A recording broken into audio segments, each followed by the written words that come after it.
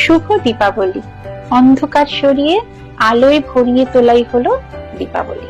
ভগবান রামচন্দ্রের 14 বছরের পর বনবাস থেকে ফিরে আসার আনন্দে এবং সম্মানে প্রথম শুরু হয় দীপাবলি।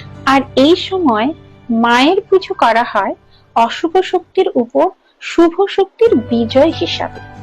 তবে দীপাবলির সমস্ত আলোর বাজির থেকে আমার সবচেয়ে পছন্দ ফানুস। না এতে জোরে শব্দ হয়, না আগুন ছড়িয়ে পড়ার ভয় থাকে।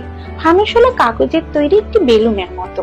এর নিচের অংশে ছোট্ট একটু আগুন জ্বালানো থাকে, যা বাতাসকে গরম করে হালকা করে দেয়।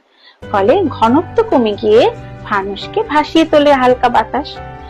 আবার যখন আগুনটি নিভে যায়, তখন বাতাস ঠান্ডা হয়ে ভারী হয়ে নিচে নেমে আসে, সঙ্গে ফানুসও নেমে আসে।